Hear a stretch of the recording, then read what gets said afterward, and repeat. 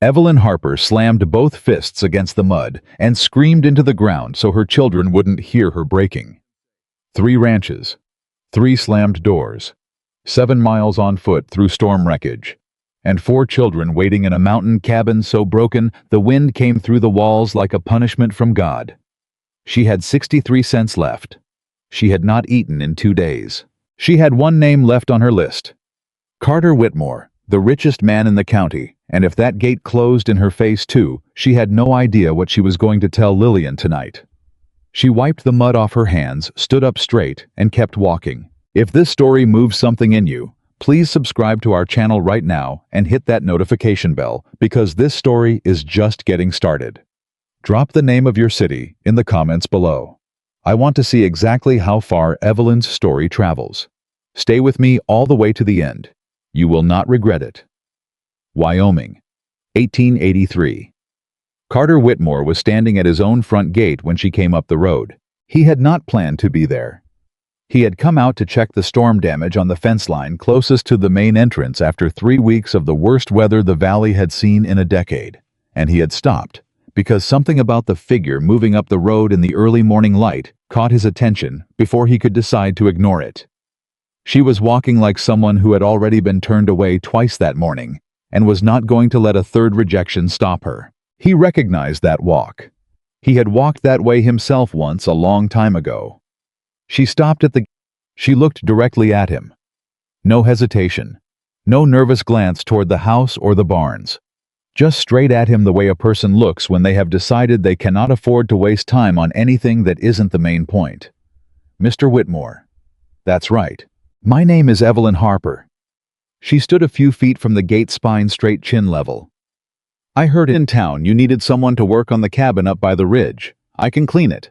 I can do basic repairs, wall patching, floor work, broken furniture. I can manage a wood stove, organize a space, and I cook a decent meal if that's needed. Carter looked at her. Her brown dress had been washed until the color was mostly a memory. Her boots were resoled, and the left one was splitting at the toe. Her dark hair was tied back with a strip of cloth. And her hands, he looked at her hands because hands told him more about a person than their face did, were calloused in layers, scarred across 3 fingers. On the right side, the hands of someone who had been working since childhood and had never had the luxury of stopping. You have references? He asked. Something moved behind her eyes, fast and controlled. Halverson family over in Clearwater, 14 months. Mrs. Halverson passed in the spring and the family sold up and moved east. She paused. Reverend Aldous at First Methodist in Mill Haven knows my character. Anyone who can speak to the actual work, the physical labor. I'm standing here, she said. Carter looked at her for a moment. Then, despite himself, something in the corner of his mouth moved. You don't steal, he said. It came out flat, not a question, not an accusation. A test. Evelyn did not blink. No, sir. You said that fast. Because it's the truth, and I don't see a reason to dress it up. Carter unlatched the gate. $1.50 a day, sunup start. I'll walk you up to the cabin this morning and show you what needs doing. You tell me how long it'll take. All right. One more thing. He looked at her directly. You work the job I hire you for. You don't ask about the main house, the ranch operations, or anything else that isn't your business. Evelyn met his eyes without flinching. I never ask about things that aren't my business, Mr. Whitmore. Carter believed her. He was not sure yet whether that was a comfort or a warning. The cabin was worse than he had described it. The eastern wall had buckled inward from the weight of storm debris piled against it. One full section of the roof had dropped, taking a ceiling beam with it. The chimney had shed stones across the front porch. The interior was a mix of wet ash-rotted floor planking in 2 spots and furniture that had been hit by falling debris and broken in ways that ranged from repairable to hopeless. Evelyn walked through it without a word. Carter watched her move from wall to wall, from floor to ceiling, her eyes tracking damage and making calculations. He could see her running behind her expression. She crouched and pressed 2 fingers into the soft spot on the floor near the hearth, testing the rot depth. She stood and looked up at the dropped beam and tilted her head slightly, working out the mechanics of what had given first and what had followed. The beam didn't cause the roof failure, she said without turning around. The roof failed first, The beam came down after. My foreman said the same thing. Then your foreman is right. She turned to look at him. I'll need timber from the tree line for the roof supports, mortar mix for the chimney, replacement planking for those 2 floor sections. The rest I can work with what's already here. I can have Douglas bring supplies up. I'll tell you what to bring after I do a full inventory today. She looked at the broken fur, a table with 2-leg splintered chairs in varying states of damage. Some of this I can repair. Some of it needs to be replaced. I won't know until I get into it. Fair enough, Carter said. He left her there. He had a ranch to run, and he had already spent more time at that cabin than he had planned. But as he walked back down the south trail toward the main buildings, he found himself thinking about the way she had moved through that damaged space. Not overwhelmed, not discouraged, methodical, like someone who had spent years learning to look at broken things and see what they could still become. The first week passed the way hard work weeks do, fast for the person doing the work, invisible to everyone else. Evelyn arrived before first light every morning. Carter's foreman, Douglas Reed, a big quiet man who had been with the Whitmore Ranch for 11 years and was not easily impressed by anything, came to Carter on the 3rd day, with an expression he wore when he had information he had decided was relevant enough to report. That woman was already halfway through clearing debris on the west side of the cabin when I rode past at 5:45, Douglas said. Still dark. She doing good work? Carter asked. Better than good. She remortared 2 chimney sections yesterday. Proper pack, proper drying time. I checked. Carter said nothing. She cut her own timber for the roof supports, Douglas added. Cut it right too. Grain matched it to the existing beams. She say anything to you? No, sir. She nodded when I rode past. That's it. Carter filed that away. He also filed away the other things Douglas did not report, but that Carter noticed himself when he rode up to check the work on the 4th day. The midday food that May sent up, and May had started sending food without being asked, which was itself notable because May did not do things without being asked, had been partially eaten and partially wrapped in cloth and taken away. The wrapping was careful, deliberate. Someone folding it to keep things from spilling the way a person does when they are carrying food somewhere specific. She was taking food home. Carter watched her work that afternoon from a distance he was careful to maintain. She moved with an efficiency that had no waste in it. Every motion had a purpose. Every break was exactly as long as it needed to be and no longer. When a section of repaired wall planking didn't sit flush, she pulled it back out, re-examined the frame behind it, corrected something in the frame itself, and reinstalled the plank. Most workers would have left a gap that small. She could not leave it. This was not work ethic in the ordinary sense. This was a person for whom imperfection was not an option they could afford. That evening, he watched her leave. She walked up the south trail. Not toward town, not toward the road, into the mountain foothills. Carter told himself it was none of his business. He told himself the same thing the next evening when she did it again, and the evening after that. On the 5th night, he followed her. He kept 200 yards between them, moving through the tree line, matching his footsteps to the wind in the pines. The trail she used was barely a trail, a deer path worn slightly deeper by repeated human use. It climbed through the foothills for close to 40 minutes before the trees opened up into a small clearing pressed against the rock face of the mountain. A cabin, smaller than the one he had hired her to repair, barely standing. The roof was an improvised patchwork of old boards, flattened tin, and weighted oilcloth.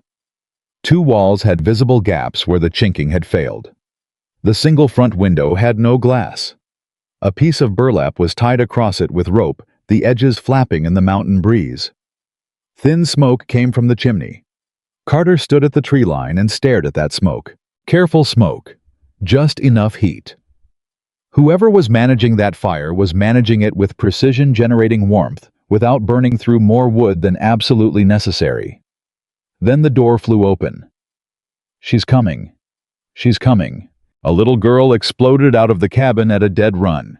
8 or 9 years old, dark braids flying bare feet hitting cold ground without seeming to notice the cold at all, and ran straight at Evelyn with both arms already open before she was anywhere close enough to reach her.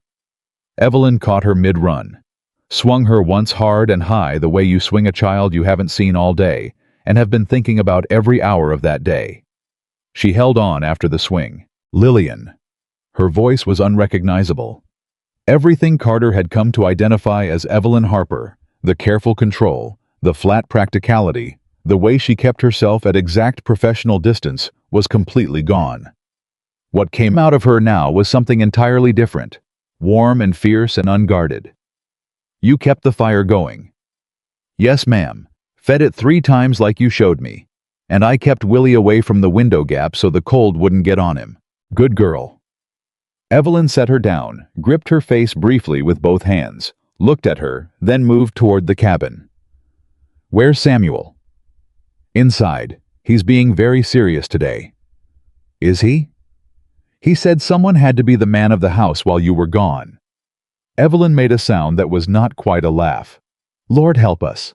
In the doorway, a boy of about 6 stood with his arms folded across his chest, in the precise posture of someone who had decided today was the day he was going to hold everything together by force of will alone. His jaw was set. His eyes were working hard to look older than they were. Samuel, Evelyn said. Everything's fine, he said immediately. I handled it. I know you did. She put a hand on his shoulder, and he deflated by about 3 inches, the held tension leaving his small body in a single breath. You can stop handling it now. I'm home. Willie cried for a long time after lunch, Samuel said, shifting into his report, now that he had permission to stop being in charge. I didn't know what to do. Lillian read him the picture book, but it took a while. You did right. Evelyn moved past him into the cabin. Carter shifted slightly to the left at the tree line, and through the open door, he could see the interior. 1 room. A single fire. A sleeping area with what looked like 2 blankets shared between multiple children. On a low pallet near the fire, a small shape 4 years old, maybe less, was curled on his side asleep. And in the corner, wrapped in the warmest-looking piece of cloth in the entire space, an infant lay against a folded blanket. 4 children. Evelyn crossed to the infant immediately. She lifted her gently with the practiced ease of someone who had done this 10,000 times and pressed her lips against the small forehead and stayed there. Eyes closed. Just staying there. Carter watched a woman who had spent the entire day hauling timber-packing mortar and repairing someone else's property stand in a broken mountain cabin and hold her baby and breathe. He turned and walked back down the mountain. He did not run. He walked. But he walked fast, like a man trying to outpace something that was going to catch him anyway. He could not sleep that night. He lay in his bed in the large quiet house, 6 rooms, most of them empty, all of them clean and warm and insulated against the mountain wind, and stared at the ceiling. He thought about burlap on a window. He thought about careful smoke. I thought about a 6-year-old boy standing in a doorway with his arms folded, working as hard as he could at being something no 6-year-old should have to be. He thought about Evelyn's hands, and he understood something he had not understood before. Those hands were not just the product of years of labor. Those hands were what happened when a woman decided that her children were going to survive no matter what it cost her. Every scar, every callus, every hour she arrived before first light. All of it was for that cabin. All of it was for them. At some point in the night, Carter stopped trying to sleep. He got up and sat at his desk and looked at the numbers in his ranch ledger without seeing them. And when the first gray light started coming through the window, he closed the ledger and made a decision. He was at the front gate when Evelyn came up the road. She stopped when she saw him. He watched the calculation move across her face, fast, precise, the same thing she did with a damaged wall or a failed beam. Assessing. Figuring out what had shifted and what it was going to cost her. Mr. Whitmore. Her voice was level. Mrs. Harper? He stepped back from the gate so it was clearly open. Come in. I need to talk to you about expanding your work here. She did not move. Expanding how? I need a household manager. Someone to handle meals for the hands, organize the supply accounts, manage the household books. The woman who held that position retired in May. I haven't replaced her. Evelyn looked at him steadily. That's a different job than the cabin. It is. The wages would need to reflect that. $3 a day, Carter said, plus board if you need it. The silence held for several seconds. Why? Evelyn said. One word. But the weight behind it was considerable. She was not asking about the job. She was asking what he knew, how he knew it, and what he intended to do with it. Carter held her gaze. Because I followed you last night. Something happened in Evelyn's face that she could not fully control. It was there and gone in under a second. A flash of something that was part fury, part fear, part the particular devastation of a person who had built something carefully and privately and now understands it has been seen. You had no right to do that, she said. No, I didn't. My children are not your business. My living situation is not your concern. I did not lie to you about the work, and I have not given you any cause to. You haven't, Carter said. This isn't about cause. I'm not threatening you, Mrs. Harper. I'm not withdrawing the job offer, and I am not going to tell anyone what I saw. Then what is this? This is me offering you more work because you're better at it than anyone I've hired in the last 3 years. He paused. And because I know what it looks like when someone is carrying more weight than one person should have to carry alone. Evelyn stared at him. Her chin was up. Her eyes were doing something complicated. I don't need your pity, she said. I'm not offering pity. I'm offering $3 a day and a position that's been open since May. Carter kept his voice level. The pity would be leaving that position unfilled when the person standing in front of me could run it better than anyone I'm likely to find. And the part where you followed me. I was wrong to do it. I'm telling you I did it instead of pretending I didn't, because you deserve to know what I know. What you do with that information is your decision. Evelyn was quiet for a long moment. The wind moved through the gatepost between them. I keep the cabin, she said finally. Carter frowned. The one on the mountain? Yes. He wanted to argue. He understood enough about her situation by now to know that the mountain cabin was barely livable, and that the repaired hunting cabin he owned was sitting empty a quarter-mile away. But he also understood that the distance was not about comfort. The distance was about control. The distance was about keeping her children in a space that no one could enter or claim or use against her. The cabin stays yours, he said. Evelyn breathed once. Then she walked through the gate. Carter fell into step beside her, not behind her, beside her, and they crossed the yard toward the main house without speaking. After a moment he said, The oldest girl, Lillian. Evelyn's step didn't change. Yes. She's got good instincts, the way she was managing the others. A pause. She's had to develop them. How long have you been up there in the mountain cabin? 8 months. Carter said nothing. 8 months of that roof. 8 months of burlap on the window. 8 months of feeding 4 children on whatever a woman could earn doing day labor. You should have told me from the start, he said. Should I have? It wasn't a question. I would have. You would have felt sorry for me, Evelyn said, not unkindly, but with absolute precision. And then you would have hired someone you didn't feel sorry for, because feeling sorry for your help makes the workday complicated. Carter opened his mouth, then he closed it. Because she was right. He probably would have. May was in the kitchen when they walked in, and when Carter introduced Evelyn as the new household manager. May looked her over. The way a woman looks over another woman she is about to spend a great deal of time working beside. You read accounts? May asked. Yes, ma'am. You ever managed a house this size before? Similar work. Different circumstances. May looked at her hands. Nodded once, a quick, decisive nod that meant she had seen what she needed to see. Supply ledgers on the desk in the back room, May said. 3 months behind on reconciliation. Previous woman let it go after February. I'll start there, Evelyn said. She went directly to the back room. May looked at Carter. Where'd you find her? May asked. She found me, Carter said. May considered this. Then she went back to her stove with the expression of a woman who had decided that was going to be sufficient as an explanation. By noon, Evelyn had found the reconciliation error. By mid-afternoon, she had corrected 4 months of compounding bookkeeping mistakes, renegotiated the standing dry goods order with the Millhaven supplier, to recover an overcharge that had been running since March and organize the supply inventory into a system that May declared, without being asked for her opinion, was better than the previous system by a considerable distance. By supper, she had fed 14 ranch hands. Douglas came to Carter after the meal, wearing the expression he wore when something had happened that he felt Carter should know about but wasn't sure how to categorize. "She fixed the Caldwell account discrepancy," he said. Carter looked up. "The one we were going to write off. Found it in 2 hours." Douglas paused.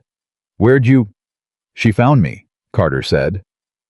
Douglas nodded, slowly decided that was enough, and left. Carter sat alone in his office as the ranch went quiet around him. He thought about the hunting cabin on the ridge properly repaired, now sitting empty. He thought about a mountain cabin with careful smoke. He thought about a boy of 6, standing in a doorway with his arms folded, holding the world together by force of will. And he thought about something else, something he was not quite ready to look at directly, but that was there nonetheless, the way a fire is there in the dark before you can see the flame. Just the heat of it. Just the warmth coming from a direction you haven't turned toward yet. Carter Whitmore had spent years filling this house with everything money could build, and it had been empty the entire time. He did not examine that thought too carefully. But on the other side of the valley, something was also happening that Carter did not yet know about. A man was riding into Millhaven. He was well dressed, handsome in the way that men are handsome when they have learned to use it. And he was asking questions with the particular ease of someone who already knew the answers and was simply confirming them. He asked about a woman with dark hair and 4 children. He asked where she was working. He asked who her employer was. And when the livery man at the edge of town said the name Whitmore, the well-dressed man smiled. It was the kind of smile that had nothing warm in it. The kind of smile that meant he had found exactly what he was looking for, and he was not planning to leave without it. The next morning came the way hard mornings do, fast and without mercy. Evelyn was in the kitchen before May had finished lighting the stove, and the 2 women moved around each other in the careful choreography of people who have not yet decided how much space to give one another. May was not unfriendly, but she was watchful, and Evelyn understood being watched. She had spent 8 months learning to exist under observation without letting it show on her face. "Hands eat at 6 noon and 6. May said, setting a cast iron pan on the fire with the authority of a woman who has owned a kitchen for a long time. 14 of them on regular days. More if Carter brings in extra help for a drive." "What do they get at 6? "Egg, salt, pork, biscuits if there's time." "There's time," Evelyn said. She had already located the flour. May glanced at her sideways. "You bake fast?" "Fast enough." May said nothing, but she moved slightly to the left to give Evelyn access to the work counter, which was as much of an invitation as May appeared to offer. By the time the ranch hands came through the kitchen door at 6 sharp, there were biscuits on the table. Douglas Reed was the first one through. He stopped when he saw the biscuits, looked at May, looked at Evelyn, and sat down without saying anything. But he took 3. The other hands filed in behind him, and the kitchen filled with the noise of men who have been up since before the sun and are ready to eat. Evelyn worked the line without stopping, filling plates, refilling the coffee pot, keeping track of who had been served and who hadn't, and all the while she was also listening, because listening was how she survived. She heard 2 of the younger hands talking low near the end of the table. She caught the word Caldwell, then the word trouble. Then one of them said something she couldn't fully make out, and the other one laughed in the way men laugh when the thing they're laughing about isn't actually funny. Evelyn kept her face neutral and kept moving, but her hands tightened on the coffee pot for exactly 1 second before she made them loosen. She knew that name. She had been trying for 8 months to make sure no one in this county ever connected it to her. After the hands cleared out, May started washing dishes, and Evelyn went back to the supply ledger. She had 3 more weeks of entries to reconcile and a discrepancy in the feed account that she wanted to trace back to its source before she brought it to Carter. She worked with the focused quiet of someone for whom numbers were not abstract. They were the difference between 4 children eating and 4 children going without. She was 40 minutes into it when Carter appeared in the doorway of the back room. "May says you were in the kitchen before 5, he said. "The biscuits needed time to rise." "You don't have to be here before 5. Evelyn looked up from the ledger. The hands eat at 6. Carter looked at her for a moment. He had a way of looking at her that she had not yet decided how to categorize it. Was not the way most men looked at a woman in her position, which was either with dismissal or with the particular kind of attention she wanted no part of. This was something else. Something more like the way a person looks at a complicated problem they're genuinely trying to understand. It made her less comfortable than dismissal would have. "I found something in the feed account," she said, redirecting deliberately. "The supplier in Laramie has been billing you for grade A alfalfa since January. Your delivery records show grade B. The difference is 11 cents per bale.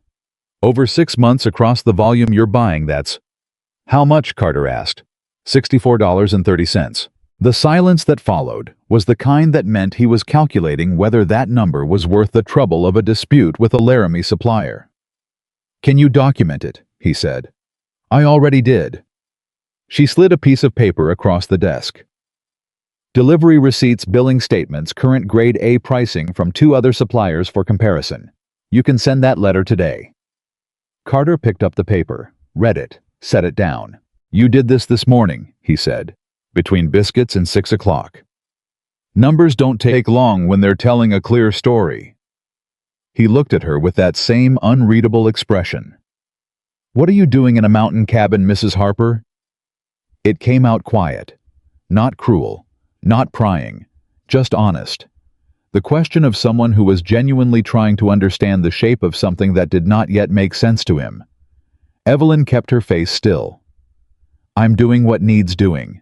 "That's not an answer." "It's the only one I have right now." Carter held her gaze for a moment longer. Then he picked up the letter and walked out. Evelyn turned back to the ledger. She pressed one hand flat against the desktop and held it there for 3 seconds, until the feeling in her chest settled back down to something manageable. Then she picked up her pen and kept working. She had learned a long time ago that feelings were a luxury she could not afford to indulge during working hours. She saved them for the mountain. What she did not know, what she had no way of knowing from inside the careful, controlled world she had constructed, was that 20 miles away in a hotel room in a town called Granger, a man was reading a letter. His name was Nathan Caldwell. He was 36 years old.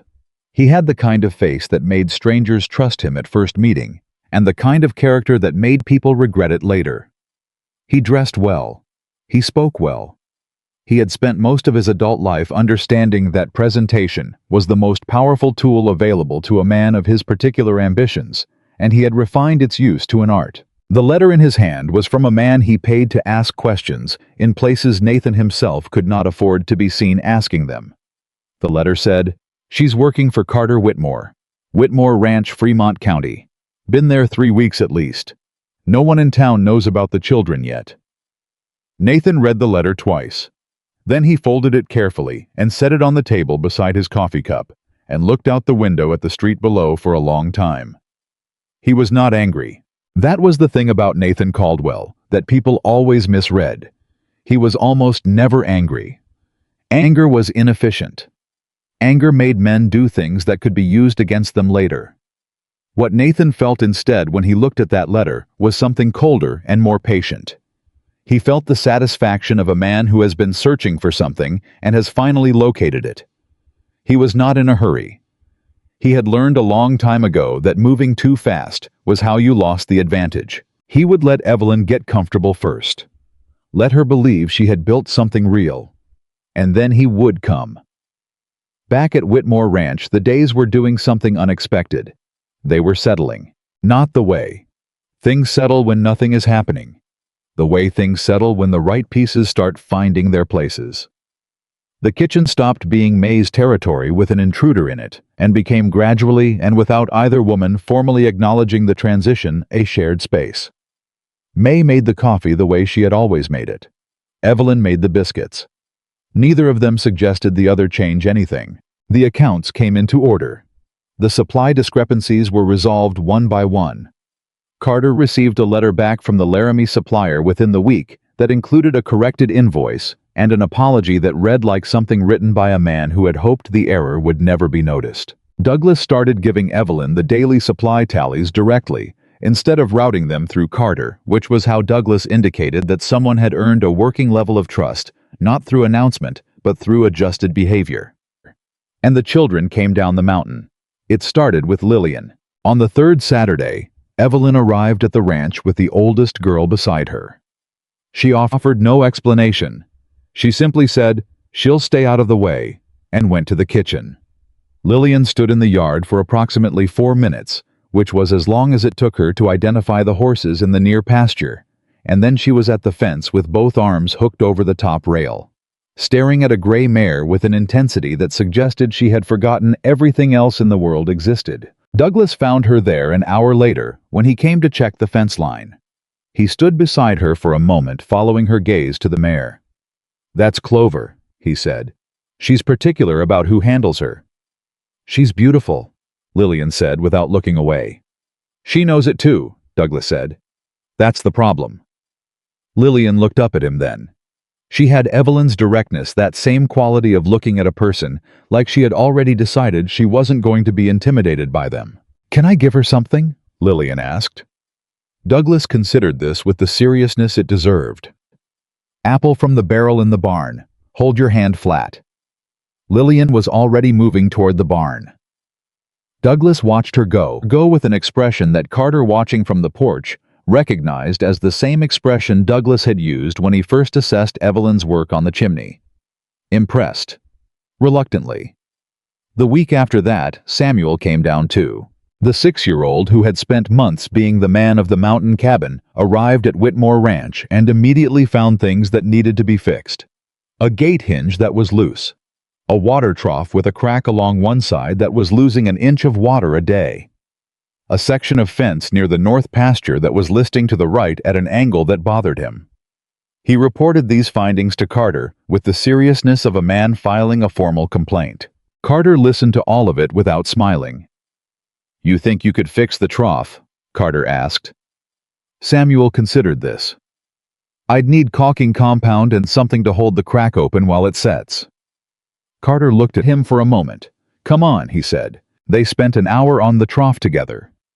Carter found the materials. Samuel did most of the actual work, his small hands pressing the compound carefully into the crack with a focus that reminded Carter uncomfortably of his mother on a bad harvest year.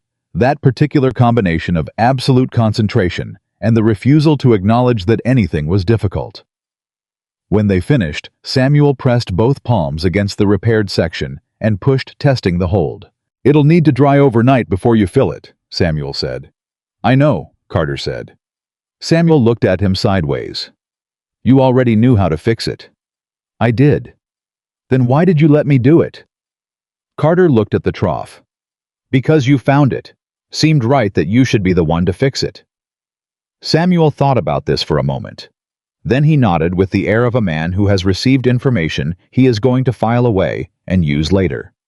He was 6 years old. Carter watched him walk back toward the main house and felt something in his chest. Do something he was not going to examine too closely in the middle of a working day. May was the one who first got Willie to eat a full meal at the ranch kitchen table. This was not a small achievement. Willie, who was 4 years old and had decided early in life that most things people offered him were probably suspect until proven otherwise, had spent the first 2 Saturdays at the ranch, making it very clear through a series of narrowed looks and crossed arms that he was not going to be won over by adult charm. May did not attempt charm. May set a plate of biscuits on the table within his reach and went back to her work without saying a word about it. Willie looked at the biscuits for approximately 90 seconds. Then he ate 4 of them. May did not comment on this either. Willie came back the next Saturday and sat in the same chair without being asked. May had a plate there waiting, and the baby Rose, whose name Evelyn had said only once quietly to May, as if saying it out loud too much might somehow use it up. Rose spent those early Saturdays in a sling against Evelyn's chest, or on a folded blanket near the kitchen fire, watching the whole noisy, complicated world of Whitmore Ranch from the safest position available. Carter held her once by accident. Evelyn had both hands full of account papers, and the baby had started fussing, and there was nobody else immediately available, and Carter happened to be standing right there. He took her before he fully processed what he was doing, and for a moment he just stood there with a 4-month-old baby, looking up at him with very serious dark eyes, clearly deciding whether he was worth trusting. She reached up and grabbed his thumb, held it. Carter looked down at her. Something shifted in him that he was absolutely not going to discuss with anyone. He handed Rose back to Evelyn when she was free, and neither of them said anything about it, but May saw it from across the kitchen and turned back to her stove with an expression she kept carefully to herself.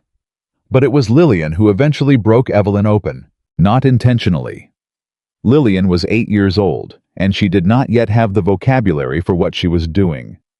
But she had her mother's instincts and her mother's directness. And one evening when Evelyn was finishing the last of the account work, and the other children had already been collected to head back up the mountain trail, Lillian appeared in the doorway of the back room. "Mama," she said. Evelyn looked up. "You're supposed to be with Samuel." "Samuel's got Willie. I wanted to talk to you." Evelyn set her pen down. "What's wrong?" "Nothing's wrong." Lillian came in and sat in the chair across the desk. She had a smear of dried apple on her left cheek that she either didn't know about or didn't care about. "I like it here." Evelyn's expression was careful. "I'm glad. Clover let me brush her today. Douglas showed me how." "That's good." "And Mr. Whitmore taught Samuel how to fix the water trough." "I know, Samuel told me." Lillian looked at her mother with the particular focus of a child who has decided to say a difficult thing. "Are we going to have to leave?" she asked. The room was quiet. Evelyn looked at her oldest daughter, the girl who had kept fires burning and brothers fed and babies soothed through 8 months of a broken mountain cabin, who had done all of that without complaint and without fully understanding why it was necessary, and felt something move through her that she did not have a clean name for. "I don't know," Evelyn said. And then, because Lillian deserved the truth more than she deserved reassurance, "I hope not."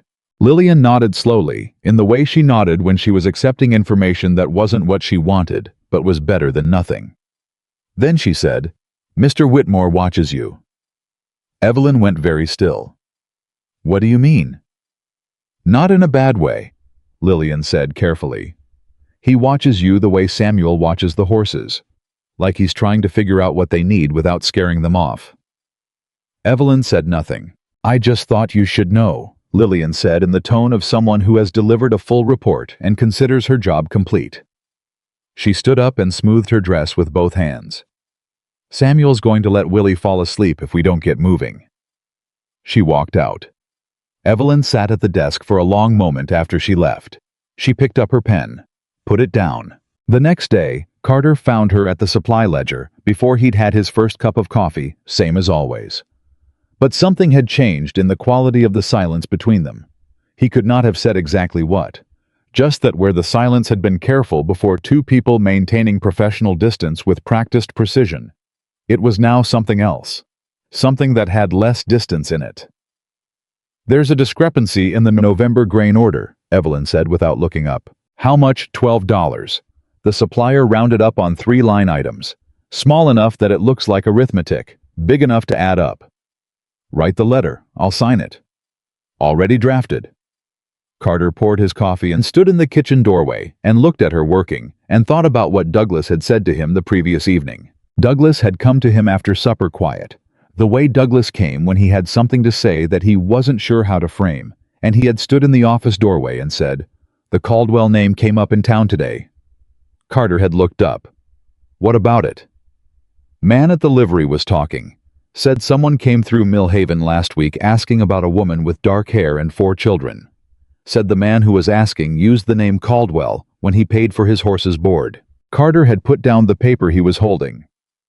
"What did the livery man tell him?" Carter asked. "Nothing specific. Just that he'd seen a woman matching that description in town a few weeks back."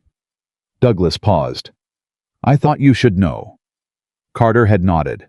Douglas had left, and Carter had sat in his office for a long time after that, very still thinking about a man with a name he had seen in the accounts and on a piece of paper.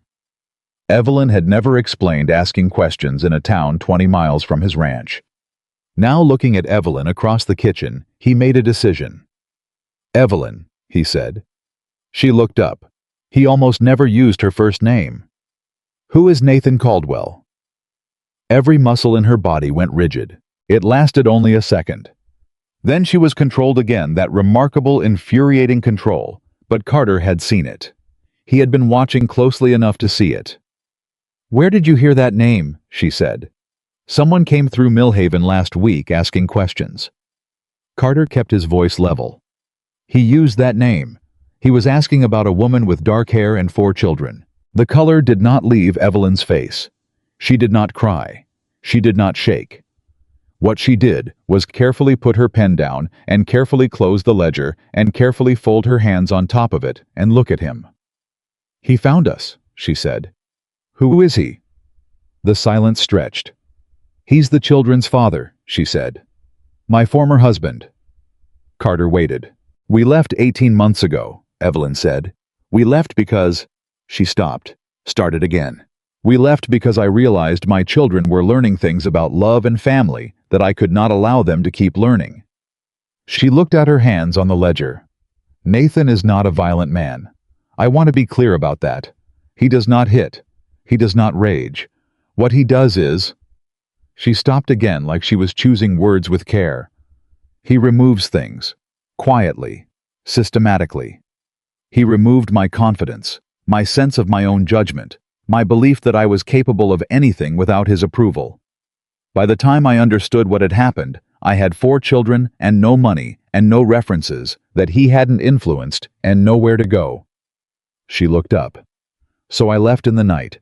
We took what we could carry. And I have been making sure he couldn't find us ever since." Carter looked at her for a long time.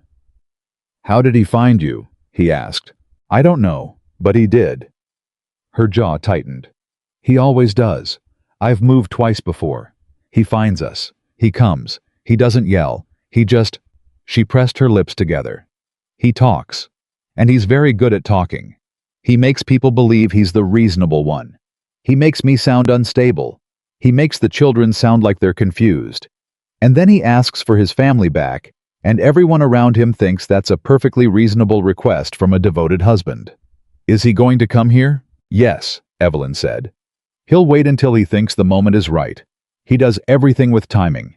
He'll let me get settled, let me get comfortable, and then he'll come and he'll be charming, and he'll say all the right things, and he'll make it very clear that he has options he hasn't used yet. Legal options." She met Carter's gaze. "He knows people, judges, attorneys, men with influence. He'll say I abandoned the marriage. He'll say I took the children without cause. He'll make a case that sounds perfectly reasonable to anyone who doesn't know him." Carter set down his coffee cup. "Does he have a case?" Carter asked. "Legally." "I don't know." Her voice was flat. "I can't afford to find out." Carter was quiet for a moment. Then he said, "I know an attorney in Cheyenne, a good one, the kind that doesn't lose." Evelyn looked at him sharply. "I can't pay for an attorney in Cheyenne." "You fixed $64 in feed account overcharges in your first week," Carter said. "We can discuss the arrangement." "Carter, I'm not offering charity." His voice was steady. "I'm offering a business arrangement that happens to also be the right thing to do. Those are not mutually exclusive." The room was quiet. Outside, they could hear Douglas calling something to one of the hands across the yard. The ordinary sounds of the ranch going about its day, indifferent to the weight of the conversation happening inside. "Why are you doing this?" Evelyn asked. "And I need the real answer this time, not the business arrangement speech." Carter looked at her. "Because someone helped me once when I had nothing and no road forward," he said. "And I have spent every year since then trying to be the kind of man who does the same when the chance comes." He held her gaze. "And because your children deserve better than what's coming, if that man gets here before you're prepared." Evelyn looked at him for a long, searching moment. Something moved in her face that she did not bother to conceal this time. Not gratitude. Gratitude was too soft for what it was.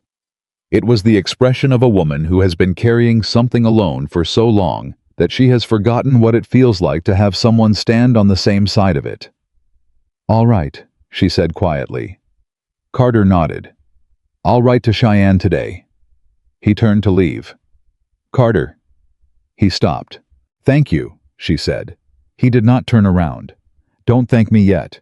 Write the November grain letter first." Despite everything, a small sound escaped her. Almost a laugh. The kind that happens when something genuinely surprises you. Carter walked out into the yard. He stood in the cold morning air and looked out over the land and thought about a man named Nathan Caldwell, who dressed well and spoke well and moved with the particular patience of someone who believed he had all the time in the world. Carter had known men like that.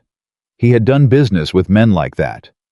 He knew exactly how much damage they could do when they finally moved, and somewhere in his chest, underneath the rancher's calculation and the careful logic of legal strategies and attorneys in Cheyenne, something older and simpler was making itself known. Something that had nothing to do with business. Something that was going to make the next time Nathan Caldwell tried to take what wasn't his a very different experience than anything that man was prepared for. Carter went to his office and began writing 2 letters, one to the attorney in Cheyenne, one to a contact he had in the county records office, asking for everything on public file under the name Nathan Caldwell. He sealed both envelopes before noon. Douglas took them to the post himself that afternoon without being asked why, because Douglas had worked for Carter Whitmore for 11 years, and he understood in the way that a loyal and observant man understands these things that some letters did not need explanation. That night, Evelyn stayed later than usual at the ranch. She was at the desk in the back room when the sounds of the ranch went quiet around her. The hands to the bunkhouse, May to her room, the horses settled in the barn. She kept working because the accounts were nearly fully reconciled and she wanted them done. But also because the mountain cabin felt different to her tonight in a way she could not explain. Not unsafe, just further away. Like some distance between her and that broken space on the mountain had quietly rearranged itself without her permission. She heard Carter's boots on the floor of the hallway. He paused at the doorway of the back room. "Still here," he said. Not a question. "Nearly finished." May left supper on the stove. "I know." He was quiet for a moment. Then, "Lillian asked me today if Clover had a favorite apple." Evelyn looked up. "What did you tell her?" "I told her to find out for herself."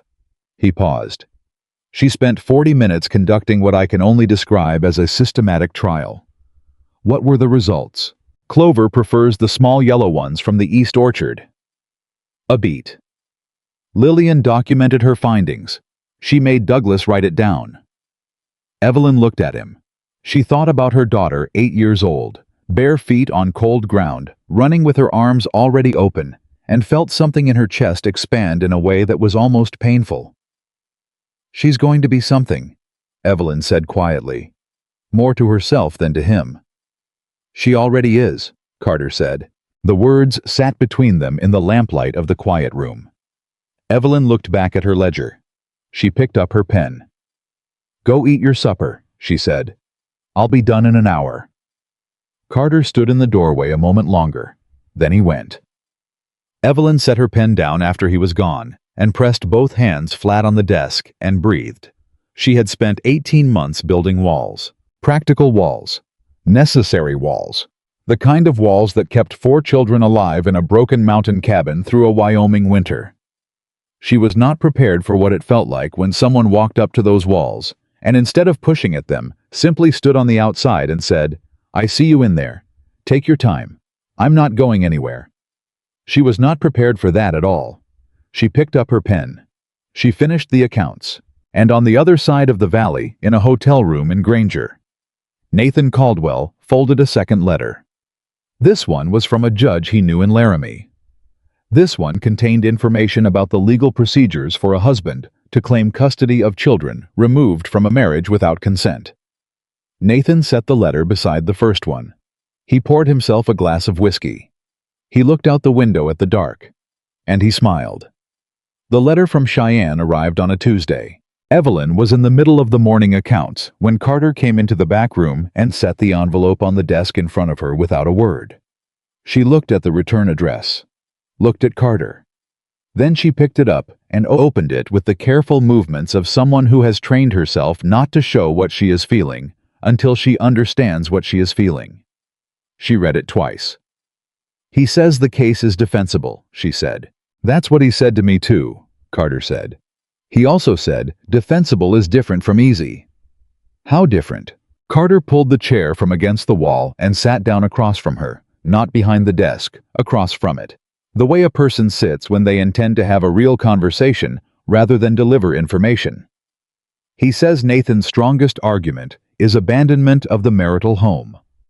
In Wyoming territory, a wife who leaves without documented cause and takes children across county lines can be challenged on custody grounds, especially if the husband has financial standing and social connections. Evelyn set the letter down. Nathan has both. I know. He knows judges. He's done favors for men who owe him.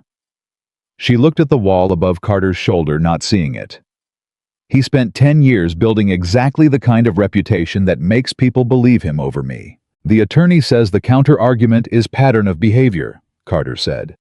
If we can demonstrate a sustained pattern, financial control, social isolation, systematic undermining of your independence, it changes the nature of the case. Demonstrate it how it's my word against his. Nathan doesn't leave marks. That's the whole point of Nathan. Her voice was flat, not bitter. She had moved past bitter a long time ago. He's very careful. He never does anything you can point at directly. He just removes things. So slowly you don't notice until everything is already gone. Witnesses, Carter said. People who knew you both. People who saw the pattern from outside it. Evelyn was quiet for a moment. Most people who knew us knew Nathan's version of us. He was very thorough about that. Not everyone, Carter said. Think about it. 14 months with the Halverson family. A reverend who vouched for your character without hesitation. Your first instinct when I asked for references was people who knew you independent of Nathan. He leaned forward slightly. Those people exist, Evelyn. We just have to find them before he gets here. She looked at him. You think he's coming soon, she said. I think a man who's been looking for 18 months and just found what he was looking for doesn't wait much longer than he has to, Carter said. He waited this long because he was building his case. Now he's got the location and the legal framework. He'll come when he's ready, and he'll come looking like the most reasonable man in the county. The words landed with the weight of something Evelyn had known in her bones for weeks, but had not wanted to say out loud. All right, she said. She picked up the letter.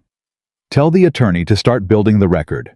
I'll write down everything I can, document dates, specific incidents, the names of people who were present. She paused. It won't be enough on its own. It won't have to be on its own, Carter said. She looked at him. He held her gaze and said nothing else. She turned back to the letter. Outside, they heard Lillian's voice carrying across the yard something about Clover and the yellow apples, and below that, Samuel's more serious tones correcting something, and Willie's wordless noise of protest at being corrected. The ordinary sounds of children being children in a space where they had begun slowly and carefully to feel safe. Evelyn pressed the letter flat on the desk and picked up her pen. She started writing. She wrote for 2 hours without stopping.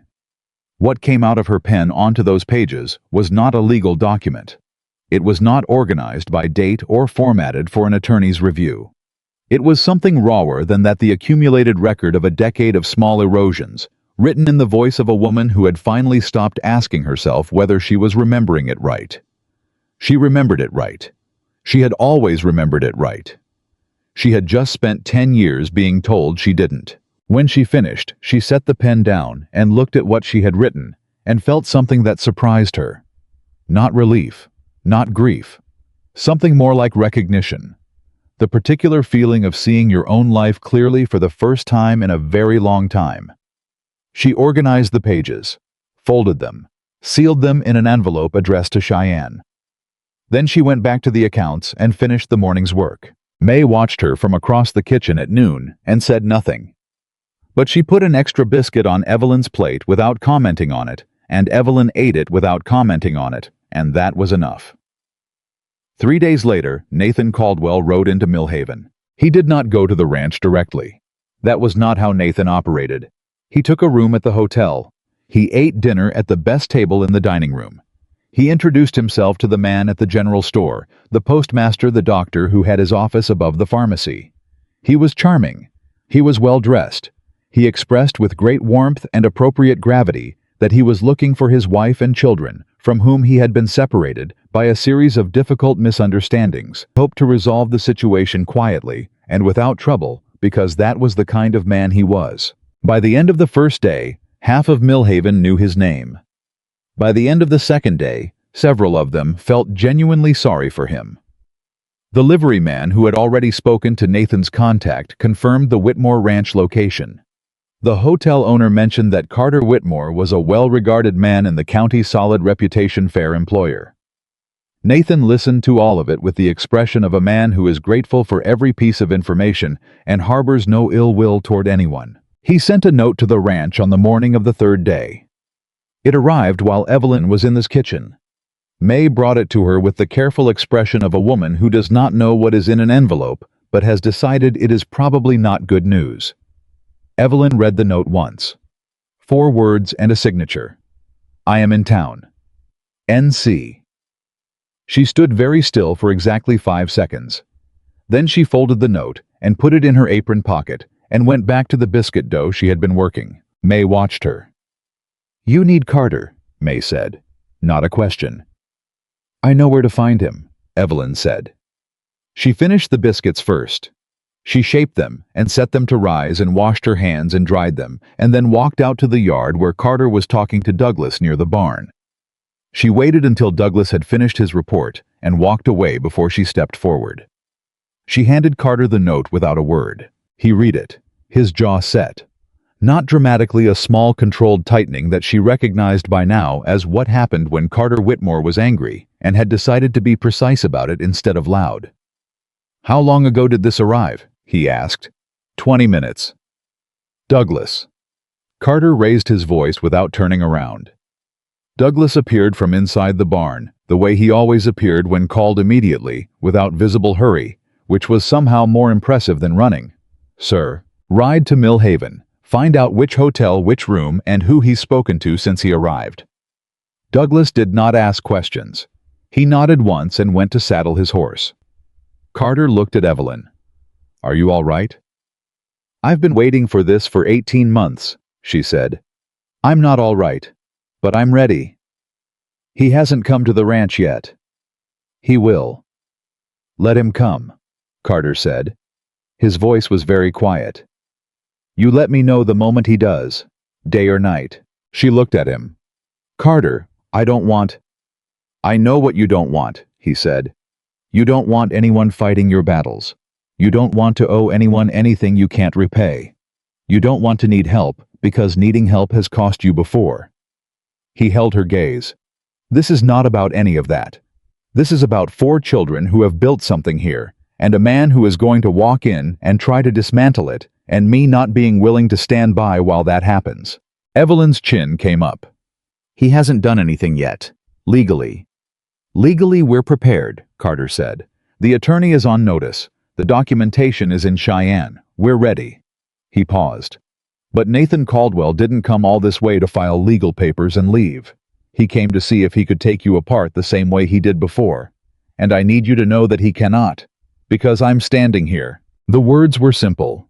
They were not dramatic or flowery, or the words of a man trying to impress anyone. They were the words of a man who meant exactly what he said. Evelyn looked at him for a long moment. Then she nodded once and went back inside. Douglas returned from Millhaven at midday with his report. Nathan had been in town 3 days. He had taken the best room at the Millhaven Hotel. He had spent those 3 days introducing himself to anyone of consequence in town, and his story. The devoted husband, searching for his separated family, had been received with sympathy by approximately half the people he had spoken to, and with polite skepticism by the other half. He had mentioned Carter Whitmore's name in at least 3 conversations, always in the context of expressing gratitude that his wife had found safe employment, always with the implication that Carter was an unwitting party to a domestic situation he probably didn't fully understand. He's making you look naive, Douglas said to Carter, his voice carrying the particular flatness of a man who is angry about something and is choosing efficiency over expression. I know, Carter said. He's also been to see Judge Harlan. Carter went still. When? Yesterday afternoon. Spent an hour. Douglas met his eyes. Judge Harlan owes Nathan Caldwell 2 favors. I found that out from the postmaster, who found it out from the judge's clerk, who tells the postmaster everything, because the postmaster's wife makes the pie that the clerk's wife can't. Carter processed this. What kind of favors? The kind you call in when you need a custody hearing scheduled fast. The weight of that landed in the room like something physical. Carter turned and went directly to the back room where Evelyn was working. She looked up when he came in. He told her. She did not react the way he expected. She did not go pale or stand up or reach for something to hold on to. She sat very still for a moment, and then she set her pen down with a careful precision that told him she was using the act of setting down the pen to keep everything else controlled. How fast is fast? She asked. Douglas thinks within the week. That's not enough time for Cheyenne. I'm writing to the attorney today. Express mail. Carter sat down. I also need to know everything about Judge Harlan that you know. If Nathan's been cultivating this connection, you may have information about that relationship from when you were married, Evelyn thought. Nathan mentioned Harlan twice in the last year we were together. Once as someone who owed him consideration. Once specifically in the context of... She stopped. Her expression changed. He said it to me. He said it as a warning. He said, Evelyn, you should understand that men in my position have resources that most people don't, and Judge Harlan is one of them. He said it when I started asking questions about the household accounts. Carter looked at her sharply. He told you directly that he had the judge. He told me because he wanted me to understand there was no point in fighting. Her voice was steady, but there was something in it, a thin wire of anger held taut. He said it so I would stop asking questions and accept the situation. Did you tell anyone at the time? Who would I have told? Everyone I knew was someone Nathan had introduced me to. She looked at her hands. Except Mrs. Halverson, the woman in Clearwater. She saw more than she ever said out loud. She was careful. Nathan came to the house twice while I worked there and she was... Evelyn paused.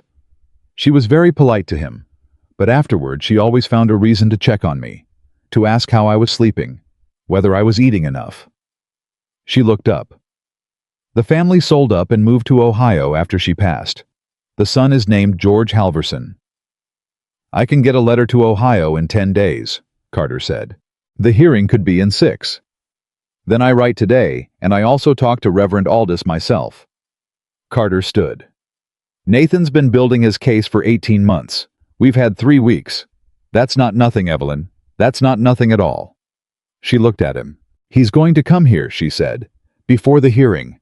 He's going to come here, and he's going to be Nathan, which means he's going to be perfectly reasonable and warm and concerned, and he's going to say all the things that make me sound like the problem. She paused. And part of me is still afraid of that. Even now. Even knowing everything I know. Part of me is still afraid that I'm going to stand in front of him and all the work I've done is going to feel like nothing. Carter was quiet for a moment. Then we make sure you're not standing in front of him alone, he said. The knock at the ranch gate came 2 days later. It was mid-morning.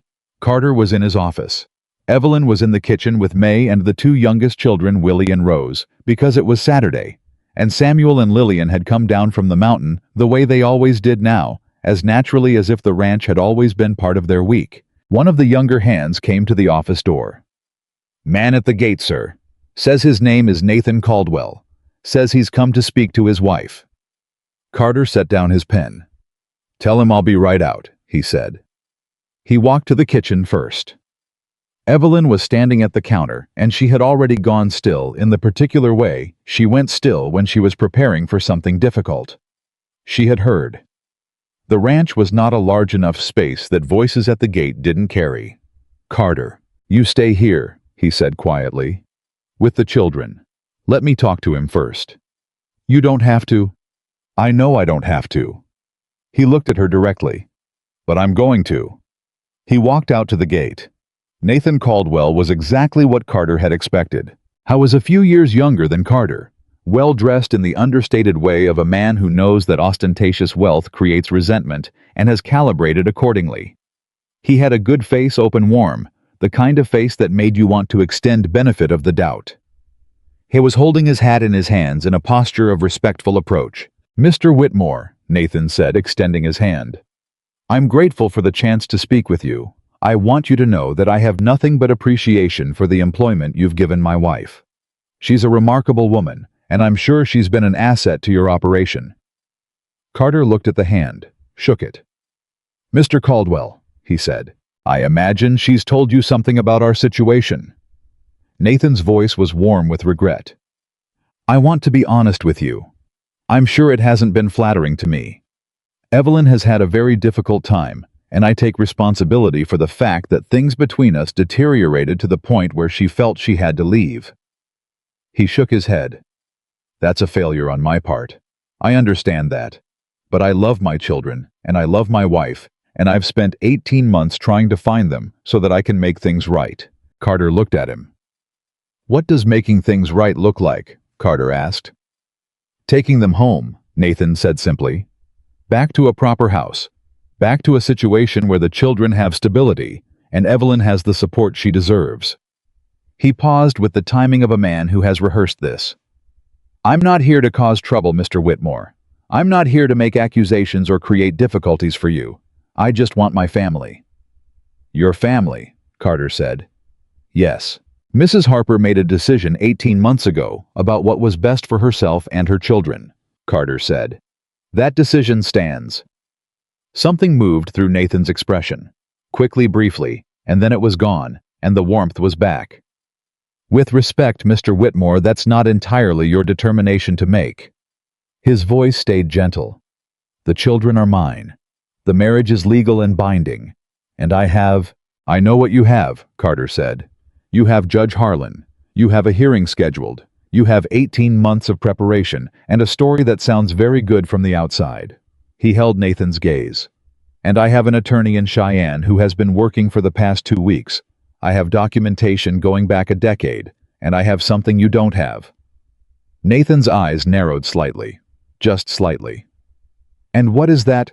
"The truth," Carter said. "From people who saw it." The warmth in Nathan's expression did not disappear. It recalibrated. A slight shift subtle enough that most people would have missed it from the performance of reasonable concern to something older and colder underneath. "I'd like to see my children," Nathan said. "Not today," Carter said. "Mr. Whitmore." "Not today," Carter repeated. His voice did not rise. It did not need to. "You want to see your children, you do it through the proper legal process, which your attorney and our attorney can arrange." He stepped forward slightly, not aggressively, just enough to make the positioning clear. "You don't come to my property and make demands of people who work here. That's not how this is going to go." Nathan looked at him for a long moment. Then he smiled. It was the first real expression Carter had seen on his face, not the performance of warmth or regret or reasonable concern. Just the smile of a man who has been underestimated before and knows exactly what to do with it. "You've involved yourself very deeply in a domestic matter that isn't yours," Nathan said pleasantly. "I hope you understand what that means, Mr. Whitmore, legally and otherwise." "I understand it perfectly," Carter said. "Good day, Mr. Caldwell." He turned and walked back toward the house. He heard Nathan's horse behind him a moment later turning and riding back toward the road. He did not turn around. He went into the kitchen. Evelyn was standing at the window. She had watched the whole exchange from inside. Her arms were crossed over her chest, and her knuckles were white, and her jaw was set so hard it had to be hurting. "He smiled," she said, "at the end. I saw it. That's what he does when he's decided he's going to win." Her voice was barely controlled. "He smiles like that, and then he moves, and by the time you see what he's doing, it's already half done." "Then we move faster," Carter said. Samuel appeared in the kitchen doorway. He had heard everything. He was 6 years old, and he had been standing very still in the hallway, listening with his arms at his sides and his face doing the thing it did when he was deciding how scared to be. He looked at Carter. "Is that man going to take us?" he asked. The kitchen was absolutely silent. Carter looked at Samuel, at the 6-year-old who had fixed water troughs and stood in doorways, holding the world together and deserved more than anyone Carter had met in a long time. A straight answer. He crossed the kitchen and crouched down to Samuel's level. "No," Carter said. "He is not." Samuel looked at him, studying him the way he studied everything, seriously, completely, with the full weight of his attention. "You promise?" Samuel asked. Carter looked the boy directly in the eyes. "I promise," he said. Samuel held his gaze for another moment. Then he nodded with the air of a man who has received the information he came for and went back down the hallway. Evelyn watched her son walk away. Then she turned to look at Carter, still crouched in the middle of the kitchen, and something in her face broke open, not in grief, but in the particular way that things break open when a wall comes down that has been standing for a very long time. She pressed one hand over her mouth. Carter stood up. He did not cross the distance between them.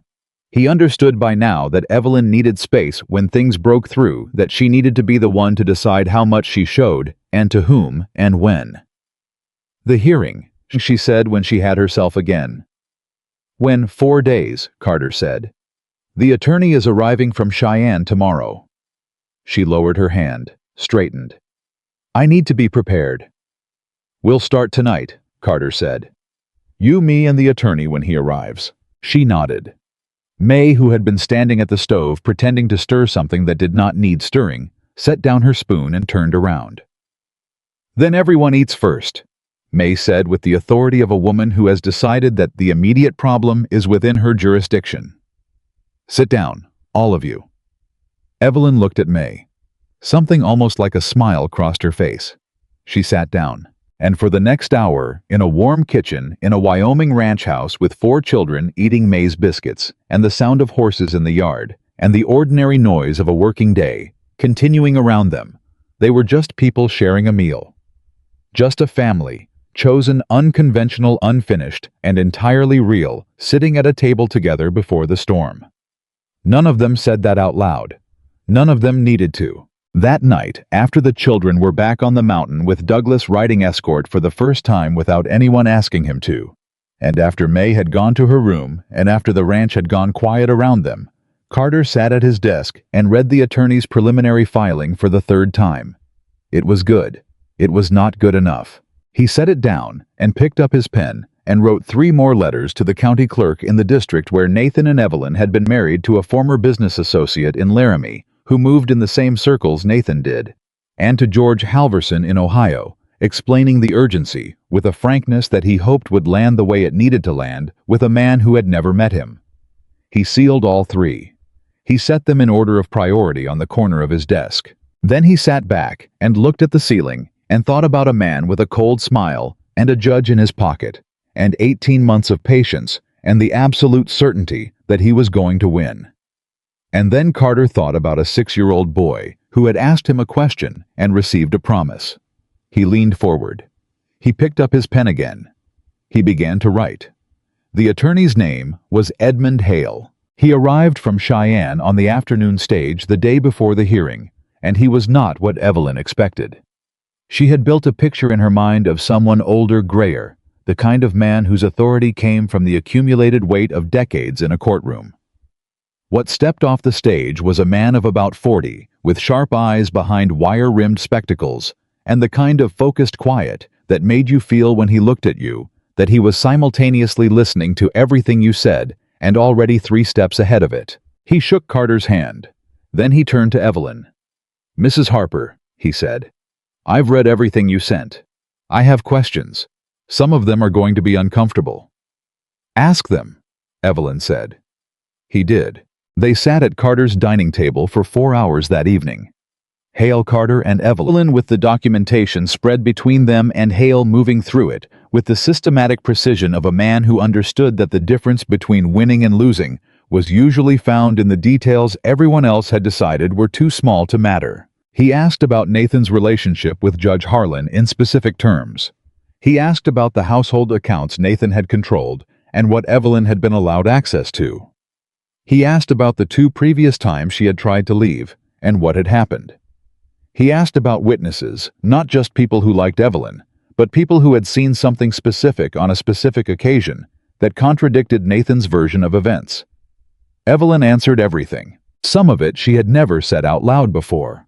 Some of it she had not let herself fully remember, because remembering meant sitting with the weight of how long she had let it go on. But she said it. All of it. In the flat, precise voice she used when she needed to be clear more than she needed to be protected. Hale wrote everything down. When they finished, he took off his spectacles and pressed 2 fingers against the bridge of his nose for a moment. "The strongest element we have," he said, "is the testimony of people who knew both of you. Not just your account, Mrs. Harper, that can be characterized as self-serving by opposing counsel. What we need is corroboration. Independent witnesses who can describe specific behaviors that match the pattern you've documented." "Reverend Aldous," Carter said. "I'll speak to him tonight," Hale said. "Who else?" "There's a woman named Clara Briggs," Evelyn said slowly. "She was my neighbor in the 3rd year of our marriage. She stopped. Started again. Nathan came home one evening, and I had invited Clara for supper without telling him first. He was perfectly pleasant throughout the entire meal. But when she left, he took every plate off the table and put them in a box, and told me we were eating from tin until I learned to understand that the household was not a public space." She paused. "Clara saw his face when I walked her to the door. She asked me the next day if everything was all right." "Did you tell her the truth?" Hale asked. "I told her everything was fine." "But she asked," Hale said. "She saw something." "She saw enough," Evelyn said quietly. "She just didn't know what she was seeing." "Where is she now?" "Last I heard, still in Rollins." Hale wrote it down. "I'll send a telegram tonight." He looked at his notes. "The George Halverson letter, has there been a response?" "Not yet," Carter said. Hale nodded. "If it arrives before noon tomorrow, we can enter it. If not," he paused, "we proceed with what we have." "Is it enough?" Evelyn asked. Hale looked at her directly. "It's a strong case. Judge Harlan is the problem. He has discretion in how he weighs testimony, and if Nathan has cultivated that relationship as thoroughly as your documentation suggests, we have to assume Harlan will lean toward Nathan's interpretation unless we give him something he cannot ignore." "What does that look like?" Carter asked. "Something concrete," Hale said. "A specific incident documented independently that directly contradicts the narrative Nathan has built." He looked between them. "Is there anything you haven't told me?" The table was quiet. Evelyn sat very still. "There was a letter," she said finally. Hale's pen stopped moving. "What kind of letter?" "When I left, Nathan came home and found us gone. He wrote me a letter. I don't know how he expected to deliver it. I think he sent it to his mother, assuming she'd find a way to get it to me eventually." Evelyn looked at the table. "His mother didn't approve of how he treated me. She never said it directly to him. But she forwarded the letter to me with a note that just said, 'I thought you should have this so you understand what you are dealing with.'" Hale put his pen down entirely. "What did the letter say?" "It said that the children were his property under the law, that I had taken what belonged to him, that I could come back voluntarily, or I could be brought back, and that he had the resources to ensure the second option was worse for me than the first." She met Hale's eyes. He wrote it in his own hand, signed it. The silence at the table was absolute. Then Hale said very carefully, "Do you have this letter?" "It's in the mountain cabin," Evelyn said, "sewn into the lining of my winter coat." Carter stood up before Hale could respond. "Douglas." He raised his voice toward the hallway. Douglas appeared from the front room where he had been sitting in tactful silence for the past 4 hours. "Sir?" "Ride up to the cabin. There's a winter coat. Bring it back." Douglas was already reaching for his hat. Hale picked up his pen and looked at Evelyn with an expression that was the closest thing to open emotion she had seen on his controlled professional face. "Why didn't you tell me about this first?" he asked. "Because I haven't told anyone about it," Evelyn said. "Ever." She looked at her hands. "I kept it because I knew someday I would need it. But I also kept it because—" She stopped. "Because reading it again meant admitting that I had been with a man who wrote those words. And I wasn't sure I was ready to admit that in front of other people. Hale looked at her for a long moment. "You're ready now," he said. It was not a question. "I'm ready now," she said. Douglas returned from the mountain cabin in under an hour. He set the coat on the table. Evelyn reached into the lining with steady hands and withdrew an envelope that had been folded twice to fit the narrow space she had created for it. She set it in front of Hale. He opened it, read it again. Then he set it down and looked at Carter. "This changes the hearing," Hale said simply. "Substantially." Carter looked at Evelyn. She was looking at the letter lying open on the table, at Nathan's handwriting, at the words she had been carrying for 18 months, sewn into a coat lining on a mountain, and her expression was something he had not seen on her face before. Not relief, not triumph. Just the face of a woman who has finally set down something very heavy and is standing in the first moments of understanding what it feels like to have her hands free. "Get some sleep," Carter said to her. "Both of you. Tomorrow is going to be long." The courthouse in Mill Haven was a single-room building that also served on alternate weeks as the town meeting hall. It had wooden benches along both walls, a raised platform at the front for the judge's table, and on the morning of the hearing it was fuller than Carter had expected. Word had traveled. Mill Haven was not a large town, and Nathan had spent 3 days introducing himself to it, which meant that a significant portion of it had formed an opinion and had come to see how the matter resolved. Nathan was already there when Carter arrived with Evelyn and Hale. He was seated at the table on the left side of the room with his attorney, a man from Laramie that Carter didn't know, and he was speaking to the man in low tones with the calm of someone who has done this before and does not find it concerning. He looked up when Evelyn entered. He smiled. Not the cold smile he had shown Carter at the gate. The warm one. The public one. The one designed for the people watching. Evelyn did not look at him. She sat down at the table on the right, opened the folder Hale had prepared, and looked at the documents in front of her with the focused calm of a woman who has decided exactly what this day is going to cost her and has already paid it in advance. Judge Harlan entered at 9 o'clock. How was a man in his 60s with white hair and the practiced manner of someone accustomed to controlling rooms. He looked at Nathan's table with a brief neutrality that Carter clocked as something more than neutrality.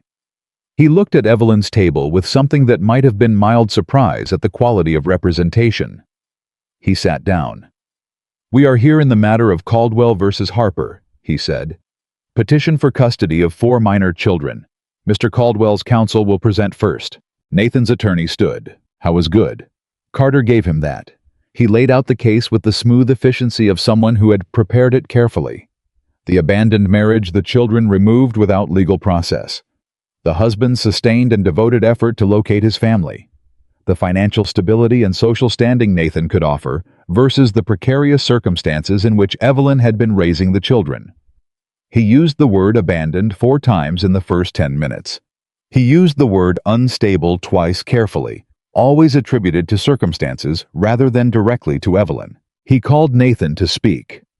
Nathan stood and addressed the judge with the manner of a man confessing something painful and personal in a public space, because he has no other option. He spoke about his love for his children. He spoke about the confusion and hurt of coming home to an empty house. He spoke about 18 months of searching and worry, and the desperate hope that his family could be made whole again. He was, Carter thought, remarkable. If Carter had not stood at his own gate and watched the cold smile appear, he might almost have believed it. 3 of the women in the gallery were visibly moved. Then Hale stood up. He called Reverend Aldous first. The Reverend was 70 years old and had the particular authority of a man who has spent a lifetime watching people tell him things they don't tell anyone else. He testified with quiet precision about the woman who had come to him for guidance in the 2 years before she left. Not raging, not hysterical, but steadily, methodically asking questions about what a woman owed her husband, what the law said about property and children, what the Bible said about a man who used neither violence nor volume, but had learned to use silence and control like instruments. Nathan's attorney objected twice. Harlan sustained one objection and overruled the other. Hale called Clara Briggs next. She had come. Evelyn turned when she heard the name called and saw Clara Briggs walk through the courthouse door, the neighbor from Rawlins, now 10 years older. a small woman in a gray dress who had not been asked to travel this far to testify in a legal proceeding, and had come anyway, and something in Evelyn's face cracked open for just a moment before she got it back. Clara sat in the witness chair and looked at Nathan once directly, and then looked at Hale. She described the evening with the plates. She described it with the specificity of someone who had been bothered by it for 10 years and had never had a place to put it. She described Nathan's face when Evelyn walked her to the door. She described coming back the next day and asking if Evelyn was all right. She described Evelyn's face when she said everything was fine. "Did you believe her?" Hale asked. "No," Clara said. "I did not." Nathan's attorney cross-examined her for 12 minutes, trying to characterize the plate incident as a trivial domestic disagreement. Clara Briggs looked at him with the expression of a woman who has been told her entire life that the things she observed were trivial and has finally run out of patience with that characterization. A man who removes every plate from a table because his wife invited a friend to dinner without asking permission, Clara said in a voice that carried clearly to every bench in the room, is not having a disagreement. He is sending a message about who is in charge of the air in that house. The gallery was very quiet. Nathan's attorney sat down. Hale picked up the letter. He approached the judge's table and set it down in front of Harlan. He explained what it was. He explained how it had been preserved. He explained the circumstances under which it had been written and delivered. Then he waited while Harlan read it. The courtroom was so quiet, Carter could hear the bench creak when the woman behind him shifted her weight. Harlan set the letter down. He looked at Nathan. Nathan's expression had not changed. That was, Carter thought, the most revealing thing. A man who has just watched a letter he wrote in his own hand being read aloud in a courthouse should have some visible reaction. Nathan had none. Because Nathan had calculated somewhere in the part of him that calculated everything that visible reaction was a form of vulnerability he could not afford. "Mr. Caldwell's counsel," Harlan said. His voice was different now. Something in it had shifted. "Do you wish to respond to this document?" Nathan's attorney stood. He spoke for 4 minutes about context and emotional distress and the circumstances of a man who had just discovered his family was gone. He used the word anguish. He suggested the letter represented a moment of private grief that should not be taken as representative of character. Hale stood when he finished. "Your Honor," Hale said, "the letter uses the phrase, 'The children are my property under the law.' It does not express grief. It does not express love. It expresses ownership." He let that sit for a moment.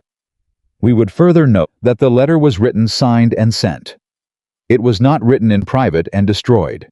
It was sent through an intermediary to the woman the petitioner claims he loves. That is not anguish.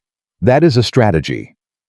Harlan looked at the letter again. Then he looked at Nathan's table for a long time. Then something happened that Carter had not anticipated. Harlan looked at the gallery. He looked at the women who had come in moved by Nathan's testimony. He looked at the Reverend sitting quietly near the back. He looked at Clara Briggs, still in the witness chair, looking at him with the steady gaze of a woman who has said the true thing and is waiting to see what the court does with it. And Carter watched something move through Harlan's expression.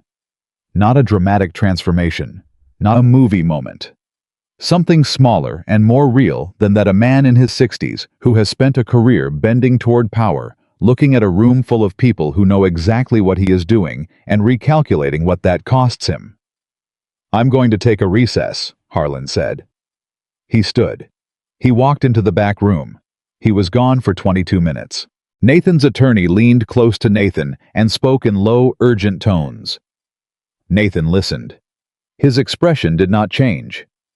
Carter watched him from across the room and understood something clearly. Nathan had not expected the letter. Everything else he had prepared for. The Reverend's testimony. The character witnesses, even Clara Briggs. These were things a smart man could have anticipated and built counter-arguments against. But the letter was his own words in his own hand, and there was nothing to do with it except what his attorney was doing, which was not working. Carter looked at Evelyn. She was looking at her hands on the table. Her shoulders were very straight, and her jaw was set, and she was doing the thing she always did when things were at their worst. pulling everything inward, making herself as small and contained as possible, as if taking up less space might somehow reduce the risk. Carter reached across the table and put his hand over hers. She looked at him. He said nothing, just held her gaze for a moment, and in that moment, something passed between them that was not about the hearing or the letter or Nathan or the attorney from Cheyenne. It was something simpler than all of that. The wordless acknowledgement between two people who have come to the edge of something difficult together and are going to see it through. She turned her hand over and held his for exactly 3 seconds. Then she straightened and looked at the judge's door. Harlan came back. He sat down. He arranged his papers. He looked at both tables. "I have reviewed the documentation presented by the respondent's counsel," he said, "including the letter entered as Exhibit 4. He paused. "It is the finding of this court that the preponderance of evidence does not support the petitioner's claim that the respondent abandoned the marital home without cause. The documented pattern of behavior corroborated by independent witnesses constitutes sufficient cause for the respondent's departure and her subsequent decisions regarding the welfare of the minor children." The gallery stirred. Nathan's attorney was on his feet. "Your Honor, the petitioner requests." "The petitioner's request for custody is denied," Harlan said. He said it over the attorney's voice, not loudly, but with the finality of a door being closed. "Full custody of the 4 minor children is awarded to the respondent, Evelyn Harper. The petitioner will have no claim to the children's residence or movement." He looked at Nathan directly. "Furthermore, given the language of Exhibit 4, this court is referring the matter to the Territorial Attorney's Office for review of whether the letter constitutes actionable threatening correspondence under territorial statutes." Nathan's expression for the first time changed. It was barely visible, a tightening around the eyes. A fraction of a second where the control slipped and what was underneath it showed. Then it was gone. He picked up his hat from the table. He said something to his attorney in a voice too low to carry. He stood and walked toward the door with the same measured, unhurried step he always used. He did not look at Evelyn. That was the tell, Carter thought. A man genuinely grieving looks at the person he claims to love even when he's lost. Nathan did not look at her because she had never been what he claimed she was to him. She had been a possession. And a man doesn't mourn a possession the way he mourns a person. He walked out. The door closed behind him. The gallery erupted, not cheering. This was a courthouse, and these were people who understood the weight of what had just happened, but the release of held breath, the sound of people turning to each other with the looks people exchange when something real has just occurred in front of them. Evelyn sat very still. Hale put his hand on the table in front of her. "Mrs. Harper, it's done." She looked at him. "It's done," she said. "Full custody, no visitation rights pending the territorial review." He allowed himself a small, precise smile. "The letter was the deciding factor, as I thought it would be." Evelyn looked at the empty doorway where Nathan had walked out. She had spent 18 months running from that man. She had spent 10 years before that losing pieces of herself to him. So gradually she had almost not noticed until they were gone. She had rebuilt in broken mountain cabins and cold mornings and 63 cents and 4 children who were waiting for her every evening with the fire going. And it was done. Something happened in Evelyn's face that Carter had never seen before and would remember for the rest of his life. Not crying he had expected crying, and it was not that. It was something quieter and more profound. The expression of a person standing in the first moment of understanding that they are finally actually free. That the thing they have been bracing against is no longer coming. That they can stop running. Just stop. She pressed both hands flat on the table. She breathed. Clara Briggs appeared beside her and put both arms around her without saying anything, and Evelyn let herself be held for exactly as long as she needed to be, which was longer than she would have allowed herself 6 weeks ago. Reverend Aldous shook Carter's hand at the door. "You did right by her," he said. "She did right by herself," Carter said. "We just made sure the right people heard it." The Reverend looked at him with the particular knowing expression of a man who has spent 70 years watching people tell themselves things that are adjacent to the truth, but not quite the whole of it. "Yes," the Reverend said. "Of course." He walked out. Douglas was waiting outside with the horses. He took one look at Carter's face and nodded once with the efficiency of a man who has gotten the information he needed without having to ask for it. "Children are going to want to know," Douglas said. "We'll tell them tonight," Carter said. Evelyn came out of the courthouse with Clara beside her. She stopped on the step and looked at Carter, and the afternoon light was in her eyes, and her chin was up, and she looked. Carter thought like the woman she had been before someone had spent 10 years convincing her she wasn't worth anything. She looked like herself. He did not say that out loud. He handed her up onto her horse, and they rode back to the ranch together. And the whole way back, Carter was aware of something that had been building for weeks, and was now with the thing they had been bracing against, no longer standing between them, simply present. Undeniable. Patient. He did not address it. Not yet. There was time. What mattered was that when they rode through the Whitmore Ranch gate that afternoon, Evelyn did not look back over her shoulder. For the first time in 18 months, she did not look back. May was on the porch. She took one look at Evelyn's face and said, "I'll put the kettle on." Then she went inside. Samuel was in the yard with Willie, who was engaged in some enterprise involving sticks and a complicated system of rules that only Willie fully understood. Samuel looked up when they rode in. He looked at his mother's face. Then he looked at Carter. "Well," Samuel said. Carter got down from his horse and looked at the 6-year-old standing in the middle of the yard with mud on his boots and his arms at his sides, and his whole small self pointed at Carter like a question he needed answered. "I told you he wasn't going to take you," Carter said. Samuel looked at him for a long moment. Then he turned around and went back to whatever Willie was building, and he said over his shoulder in the tone of a man who had expected nothing less, "Good." Willie looked up from his sticks and said to no one in particular, "More biscuits." May's voice came from inside, already made. And somewhere on the mountain in a cabin that had kept 4 children alive through a Wyoming winter, the fire that Lillian had been keeping going for 8 months burned down to coals for the last time. Because they didn't need it there anymore. They had somewhere else to be warm. The mountain cabin came down on a Saturday. Not dramatically. Not with ceremony. Carter simply rode up the trail one morning with Douglas and 2 of the younger hands, and they spent the day taking it apart piece by piece, salvaging what timber was still good, stacking the stones from the chimney for use on the ranch, clearing the site until the only evidence that anything had ever stood there was a rectangle of darker earth pressed flat by years of floorboards. Evelyn did not go up to watch. She had said goodbye to it the night before, alone after the children were asleep at the ranch. She had stood in that small broken space for the last time and looked at the place where the fire had been, and the patched walls, and the burlap window that had let in just enough light to live by, and she had said thank you to it, the way you say thank you to something that hurt you and saved you at the same time.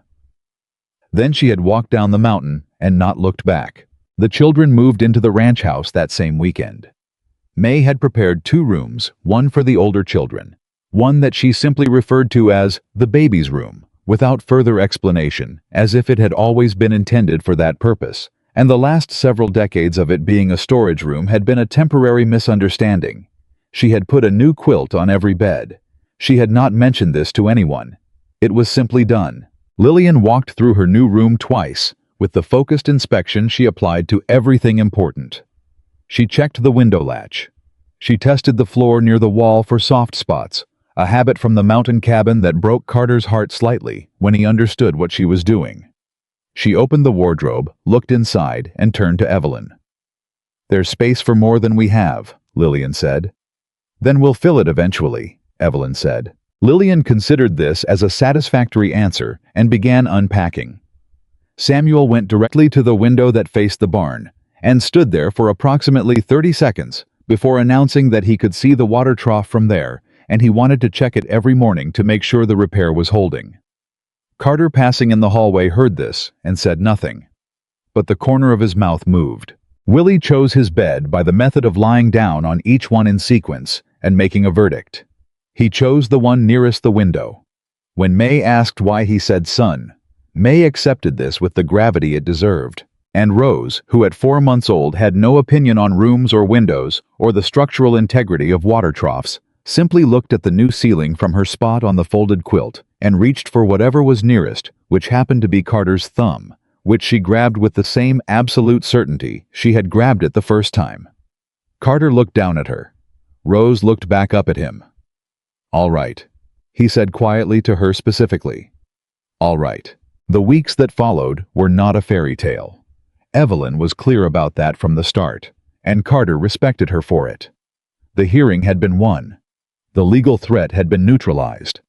But winning a court case does not undo 10 years of a specific kind of damage, and Evelyn knew herself well enough to know that the work of undoing it was going to be slower and less linear than any story made it sound. There were mornings she woke up and reached for the controlled flatness she had worn like armor for 18 months and found it wasn't there and didn't know what to do with that absence. There were evenings when the ranch was full of noise, children, and hands, and May's voice carrying from the kitchen, and she would stand in the middle of it, feeling strangely untethered, as if the chaos she had spent years trying to create for her children was now something she didn't quite know how to inhabit. Carter saw this. He did not address it directly, because he had learned enough about Evelyn Harper by now to understand that addressing things directly before she was ready was the fastest way to make her close up again. What he did instead was the thing he had always done. He stayed where he was. He showed up. He did not require anything of her that she hadn't offered. And slowly, the untethered feeling began to settle. It settled the morning she came into the kitchen and made the biscuits without thinking about it. The way you do something that has become so habitual, it no longer requires a decision. It settled the afternoon. Lillian asked her a question about the ranch accounts, and Evelyn answered it easily, without first calculating how much it was safe to say. It settled in small increments the way rivers settle after a flood, not all at once but measurably day by day, until one morning you look at the water and realize it is clear again. One evening, about 3 weeks after the hearing, Carter found her on the porch after the children were in bed. She was sitting in the chair that had become without formal arrangement. Her chair, the one on the left side of the porch where you could see both the barn and the north pasture, and on clear nights, the mountain ridge where the cabin had been. Carter sat in the chair beside her. They were quiet for a while. The ranch made its nighttime sounds around them, horses shifting in the barn, the distant call of something in the tree line, the creak of the house settling in the cooling air. "I wrote to Nathan's mother today," Evelyn said. Carter looked at her. "What did you say?" "I thanked her for forwarding the letter." She paused. "And I told her the children were safe. I thought she deserved to know that." Another pause. "She was never unkind to me. She just didn't have the capacity to stop him. I understood that eventually." Carter was quiet for a moment. "Did you tell her where you were?" "No, but I told her they were safe and that they were happy." Evelyn looked at the ridge. "That felt like enough." Carter nodded. "Can I ask you something?" she said. "Yes." She turned to look at him directly. That full, clear gaze that still caught him off guard, sometimes even after months of being on the receiving end of it. "What do you want from this? From—" She gestured slightly, not at the porch or the ranch specifically, but at the general shape of what they had built without formally discussing it. "From whatever this is." Carter looked at her. He had been waiting for this question for a while, not dreading it. Waiting for it the way you wait for something you know is coming, and are almost relieved when it finally arrives. "I want this," he said. "What's already here? I want to watch Samuel figure out he's going to be the best horseman in the county by the time he's 12. I want to watch Lillian run this ranch's accounts better than I do by the time she's 20. I want Willie to keep naming things, and Rose to keep looking at the world like she already understands things the rest of us haven't figured out yet." He held her gaze. "And I want you here. Not because you work here. Not because you're useful, though you are beyond what I can reasonably put into words. But because this house was empty before you came into it, and I didn't know that until you were in it, and then I couldn't unknow it." Evelyn looked at him for a long moment. "I'm not who I was," she said. "Before Nathan. I'm not going to pretend the last 10 years didn't happen, or that I'm somehow recovered because a judge signed a piece of paper. I know that. I don't always know how to trust things that seem good," she said. "I'm working on it, But I want you to understand that sometimes I'm going to pull back, and it won't be because I don't trust you specifically. It'll be because I'm still learning the difference between safe and unsafe, and my instincts aren't always accurate yet." "I know that too," Carter said. "You're very patient," she said. "I've got time," he said. "I'm not going anywhere." She looked at him for another long moment. Then she looked back at the ridge. "Neither am I," she said. It was the most she had offered, and they both understood that. Carter did not push for more. He sat back in his chair and looked at the same ridge she was looking at, and felt something in his chest that was simple and clear and required no examination. He was content. For the first time in a very long time, he was simply content. What none of them had anticipated was the letter that arrived the following Tuesday from the territorial attorney's office in Cheyenne. Evelyn was in the back room with the accounts when Carter brought it to her. She read it once. Her expression did not change. She read it again. "They're opening a formal investigation," she said, "into Nathan." The letter Exhibit 4 triggered a review of his other legal dealings. The territorial attorney believes there may be other women, other families, other situations like mine. She set the letter on the desk. "They want my full testimony, written and potentially in person." Carter looked at her carefully. "What do you want to do?" She was quiet for a moment. "I want to give them everything," she said. Her voice was steady and certain, in a way that was different from the careful control he had come to know. This was not control. This was clarity. The specific clarity of a person who has finally understood that what happened to them was not only their problem to carry. If there are other women, if there are other children. She looked at Carter. "Then whatever I can do, I do it." Carter nodded. "I'll write to Hale today. I'll write my own letter," Evelyn said. "Directly to the territorial attorney. I don't need a proxy for this." Carter looked at her, at the woman who had pressed her fists into cold mud outside his gate, and decided to keep walking, and felt something that was not quite pride, because it was not his to feel as pride, but was adjacent to it. The feeling of watching someone become fully themselves in front of you. "All right," he said. She was already reaching for her pen. The investigation into Nathan Caldwell moved through the territorial system over the following months, with the slow, institutional certainty of something that cannot be stopped once it has started. 3 other women came forward. 2 of them were in situations similar to Evelyn's, quietly controlled, systematically isolated, legally outmaneuvered. One of them had lost a custody case 2 years earlier to a judge in Nathan's network. Evelyn wrote to each of them. Not long letters, not advice. Just the acknowledgement that she had been where they were, and that it was survivable, and that if they needed the name of an attorney in Cheyenne, she had one. She heard back from all 3. May found her at the kitchen table one evening, reading the last response, and Evelyn's face was doing something that May had only seen it do a handful of times. Open unguarded the wall that was usually there, completely absent. "Good news?" May asked. "She got her children back," Evelyn said. "The one in Rollins. The judge reversed the custody ruling." She looked up at May. "She said the letter I sent helped, knowing someone else had done it and survived." May looked at her for a moment. Then she pulled out the chair across the table and sat down, which was something May almost never did during working hours. "I knew a woman once," May said, "when I was about your age. Situation not unlike yours. Didn't get out. Not because she couldn't. Because she didn't believe she was worth the trouble of getting out." She folded her hands on the table. "You know what the difference is between her and you?" Evelyn looked at her. "What? You believed your children were worth it," May said. "Even when you didn't believe it about yourself. That's what got you out the door that night." She paused. "And then, somewhere along the way, you started believing it about yourself too. I watched that happen, right here in this kitchen." Evelyn was quiet for a long moment. "I'm still working on it," she said. "I know," May said. "You're doing fine." She stood up with the efficiency of a woman who has said the thing that needed saying and considers the matter appropriately addressed. Supper in an hour. She went back to the stove. Evelyn sat at the table and looked at the letter from Rollins for another minute.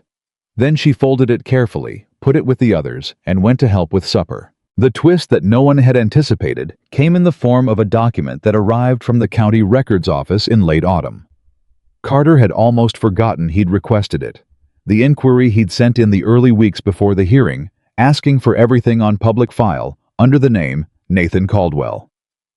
The response had been delayed by a backlog in the records office and had sat in a postal queue for weeks before finally making its way to the ranch. Carter read it in his office alone. Then he read it again. Then he went to find Evelyn. She was in the yard watching Samuel demonstrate to Lillian with great technical precision the correct way to approach Clover from the left side. Douglas was nearby pretending to check a fence post while actually supervising in the way he supervised everything, which was invisibly and completely. "Evelyn," Carter said, "I need to show you something." She read the document at the desk in the back room. The county records showed that Nathan Caldwell had been married once before Evelyn, a woman named Margaret Holt in a county 2 territories east. The marriage had lasted 4 years. There were no children listed. The marriage had ended with Margaret listed as deceased influenza according to the official record. But attached to the record, in the careful handwriting of a county clerk who had apparently been troubled enough by something to note, it was a single line. Circumstances of death questioned by attending physician. No formal inquest conducted. Evelyn set the document down. She did not move for a full 30 seconds. "Carter," she said, "I know. This goes to the territorial attorney." "I sent a copy this morning," Carter said. "Before I showed you. I didn't want to wait." She looked at him. "You sent it before you told me." "I sent it because it needed to go immediately," Carter said. "And I'm telling you now because you deserve to know everything. Always." He held her gaze. "I should have asked you first. I'm sorry." She looked at the document again. Her face was doing something complicated, the processing of information that rearranged the shape of things she thought she already understood. Nathan had been careful and systematic and patient. She had known that. But this, if what the clerk's note implied was true, this was something else entirely. "I left him," she said quietly. "I got out." "You did," Carter said. "Margaret didn't." She pressed one hand flat on the document. "I need to write to the territorial attorney myself, today. There's paper on the desk." She was already reaching for it. The investigation expanded. Carter would not learn all the details until much later, and some of them he never told Evelyn in full because they were details that would not have helped her and would only have added weight to something she was already carrying enough of. What he knew was that the territorial attorney's office worked quickly once the Margaret Holt record was in their hands, and that Nathan Caldwell's careful constructed world began to come apart with the particular speed of things that have been held together by deception rather than substance. By winter, Nathan was in custody pending charges that ranged well beyond threatening correspondence. Evelyn heard the news from Hale, who wrote with his characteristic precision. The facts, the legal status, the implications, and one final line that he allowed himself slightly more than his usual economy of feeling. "I am glad this matter has resolved in the direction it has." She read the letter at the kitchen table. Then she set it down and sat with it for a while. May put coffee in front of her without comment. Lillian came in from outside, saw her mother's face, and sat down across from her without being asked.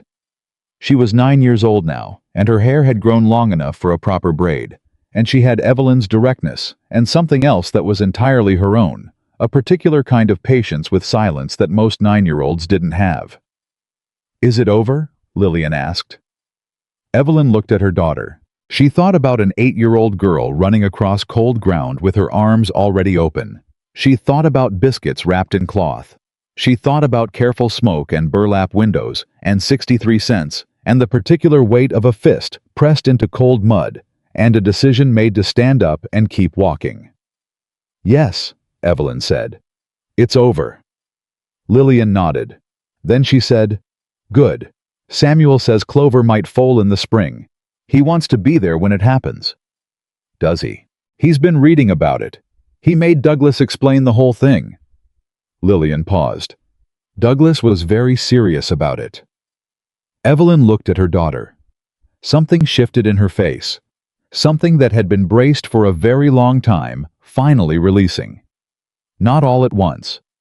Just the first giving way of something that had been held too tight for too long, the way a fist opens when you finally let it. She reached across the table and tucked a piece of Lillian's hair behind her ear.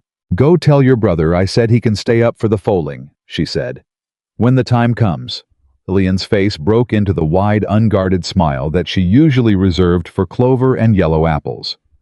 She pushed back from the table and was out the door at speed. Evelyn sat alone in the kitchen with her coffee, and May's back turned, and the ordinary sounds of the ranch going on around her. She was not afraid. That was the thing she kept coming back to in the weeks and months that followed. Not as a thought she was trying to convince herself of, but as a simple present-tense fact that she kept encountering the way you encounter familiar furniture in the dark, by running into it and being surprised it's still there. She was not afraid. She was not waiting for the next thing to go wrong. She was simply here in a warm kitchen on a working ranch with 4 children who were learning things she had prayed every night on that mountain they would someday get to learn. That the world had safe places in it. That adults could be trusted.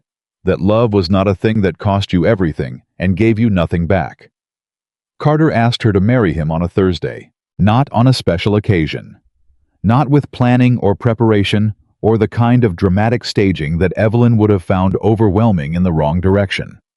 He simply came in from the barn one evening while she was finishing the accounts, and he stood in the doorway of the back room for a moment, and she looked up and said, "What?" And he said, "Marry me." She set her pen down. She looked at him. "Carter, not for the ranch," he said. "Not for the children, though I love those children. Not because it makes sense as an arrangement, or because anyone expects it." He stayed in the doorway, not moving closer, giving her the space she always needed to make decisions without feeling cornered. "Because I want to spend my life with you. Because this house has been a home since you came into it. And I know the difference now between what it was and what it is, and I don't want to go back." He paused. "And because you deserve someone who asks, not assumes, asks." She looked at him for a long time. She thought about everything she had said to him on the porch, about not always knowing how to trust things that seemed good, about instincts that weren't always accurate yet, about working on it. She was still working on it. But the thing she had learned slowly and imperfectly over the months at this ranch was that working on something was not the same as not being ready for it. That healing was not a destination you arrived at before you were allowed to live. That you could be a woman still finding her way back to herself, and also be someone who deserved a full life right now in the present, without waiting until she was finished being repaired. "Yes," she said. Carter exhaled. Just once briefly, the release of someone who was not as certain as he had looked. "Yes," he said. "I just said yes. I heard it. I wanted to make sure I heard it right." "You heard it right," she said. "Now stop standing in the doorway." He came in. They were married in the spring. Reverend Aldous performed the ceremony in the yard of Whitmore Ranch, which was the only space large enough for the people who came. The ranch hands came. May wore her good dress and cried exactly once precisely, and then stopped. Douglas stood at the back and was not visibly emotional in any way that he would ever acknowledge. Clara Briggs came from Rawlins. She brought the woman from Rawlins whose children had been returned who had never met Evelyn in person, and shook her hand for a long time without saying anything, which was enough. Lillian was 11 years old and managed the entire ceremony with the organized efficiency of someone who had been running operations since she was 8. Samuel was 9 and stood beside Carter as solemnly as a man 3 times his age. Willie was 6 and had strong opinions about where the flowers should go, and was right about most of them. Rose was 14 months old and walked 17 steps on her own for the first time that morning, which everyone agreed was the best possible timing. When Reverend Aldous pronounced them married, Carter turned to Evelyn, and she looked at him, at the man who had stood at a gate and hired her without pity, and followed her up a mountain without permission, and told the truth about it, and put his hand over hers in a courthouse, and promised a 6-year-old boy that no one was going to take him, and she felt something she had not felt in so long that for a moment she didn't have a name for it. Then she did. She felt like herself, completely, without apology or armor or the constant calculation of risk. Just herself standing in the spring sun, in a yard full of people who had shown up for her, married to a man who had never once asked her to be smaller than she was. She reached up and took his face in both her calloused, scarred, unbreakable hands and kissed him. The yard made the sound yards make when the right thing happens in them. A year later, when someone in Millhaven asked Carter Whitmore how he had met the woman who changed his life, he always smiled and gave the same answer. "I hired her to clean my cabin," he said. And Evelyn, if she was nearby, would look up from whatever she was doing and say, "And he followed me home and found 4 children." And they would look at each other the way people look at each other when a sentence contains an entire life inside it. Because sometimes the road that looks like it's leading somewhere desperate is actually leading you exactly where you were always meant to be. Sometimes the door that closes in your face is not the end of something, but the first step towards something you couldn't have imagined from where you were standing. And sometimes the greatest fortune a person can possess has nothing to do with land or cattle or the number of acres you own. It has everything to do with who is sitting across from you at the table when the day is done, with who keeps the fire going when you can't, with who runs toward you with their arms already open before you're close enough to reach them. Evelyn Harper had walked 7 miles in worn-out boots to a gate she wasn't sure would open. She had pressed her fists into cold mud, and she had stood back up. She had built a life out of 63 cents and 4 children and sheer unbreakable will. And in the end, the life she built was not the life she had been surviving. It was the life she had always deserved, and she had chosen every single part of it. That was the whole of it. That was enough. That was everything.